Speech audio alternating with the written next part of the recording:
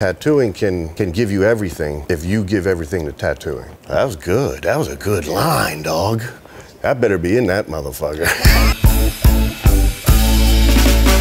I try not to bring too much extra stuff. It's a lot of pack and so as it is. Once I start going extra, I'm like, okay, I'll throw in some extra cups. Well, I should probably take some extra razors, probably take some extra cap. And the next thing you know, I got a whole nother suitcase of extra shit. When I schedule my stuff ahead of time, I know what tattoos I'm doing. And I know like how big I'm doing them. So I know what size needles I need, inks I need, how many caps I'm gonna need. I know exactly what I'm gonna need ahead of time. One of my best friends, Devin Coley, he'll take a Ziploc bag and he'll put each individual needle for Friday, right? He'll label it Friday. And he'll put the exact needles he needs in there, exact amount of caps, a little A&D packet, a little individual setup for each day. It's a little, but it helps him stay organized. For me, it's like, what's gonna be easiest on my mental? Because it's a lot going into it and my brain can just do a whole lot of shit. I try to be as efficient as possible.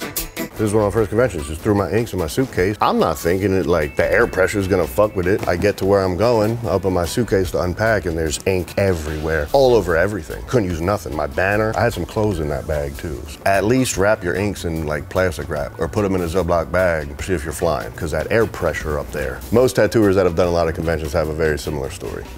I worked with Megan Massacre for a few months when I was an apprentice, and I was watching what she was doing, and she's constantly posting on Facebook and posting her tattoos and like advertising. She's like, it's free, why wouldn't I do that? And I'm like, oh shit. My first 10 years, I made sure that I posted every day, at least once a day. It didn't matter what it was. It could have been the song I was listening to that day. Hey, this thing's helping me get these drawings done for the week. Doesn't matter. You gotta stay in people's faces. You gotta stay relevant, or you're gonna fall to the wayside. Use the tools that are in front of us to its fullest potential.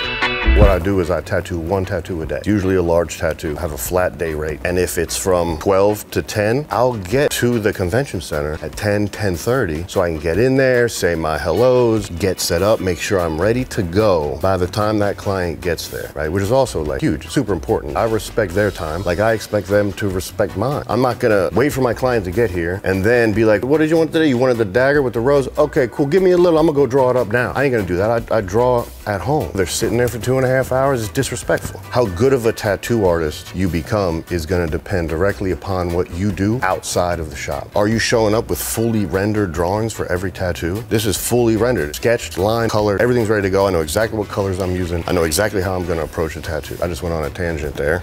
Get active, be in the front of it. Don't just sit in your booth and fucking do nothing. You got this whole industry in a building. Take advantage of it. Get to know people, talk to the companies. I'm gonna preach networking consistently when it comes to conventions because that was huge for me. Nobody knew who the fuck I was 5 years ago. I do a couple conventions, I start to know all these people, I start entering my stuff, I start winning awards, people start to hear my name. Next thing you know, it's like boom, boom, boom, boom, boom, boom, boom, and we're here. Make sure your social battery is charged. Because not only am I tattooing, but I'm also selling merchandise, selling prints, talking to people that come up and say, oh, hey, Harlan, I follow you on Instagram. Oh man, I love your stuff. I'm gonna talk to that person. I'm not just gonna be there with my headphones on and just like not talking to nobody. It took like a few conventions for me to actually realize like, hey, I should probably start talking to some people. Probably my fourth convention was when like I didn't schedule myself balls to the wall and actually had a little bit of downtime where I could go talk to people. And I was like, shit. And that's when my career changed. Because I started to know people. I was like, okay, I'm gonna leave a little bit of downtime. This is why I started doing a lot of collabs. That's also the only reason why I was able to do collabs, because I got to know some fucking people. It's like a little hack for a convention. You schedule collabs, so like I'll be tattooing for an hour or two, and then whoever I'm doing the collab with will be tattooing for a couple hours. And that's when I'll go around and I'll say hi to my friend, talk to companies, check out new products. You get to do some cool tattoos with your friends and also have some downtime to go network and talk to people and maybe see the town for a little bit too. Networking's huge.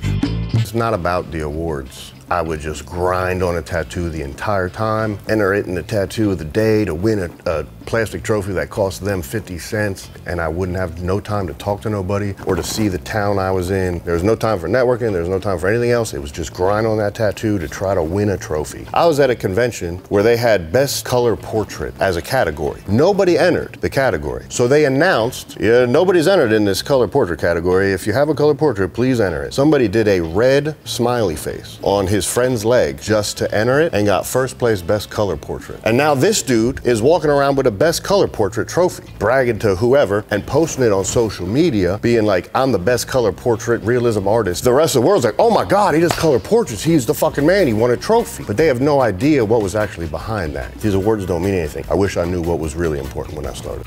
If you haven't done conventions before, be prepared, pack extra shit, know what you're walking into. Take a banner with like your name on, so at least people know who's tattooing there, and network. Talk to other artists. If you see somebody that's like you followed, that you look up to, just go say hi to that person. It's like that person is gonna most likely be cool. There are some assholes still, of course. With my experience, most of the people that I've looked up to, that I went up and had a discussion with, were really cool people. Now some of them are my best friends that I talk to on a regular basis. Developing friendships with other artists. It's not just your local people no more. Now you're talking to people from Texas, California, Alabama, Florida, North Carolina, and next thing you know, you start to know all these people from all over the place, and you can travel the world. Like, tattooing has allowed me to travel the world because of the people I've met and the companies that I'm associated with. It's been a beautiful thing.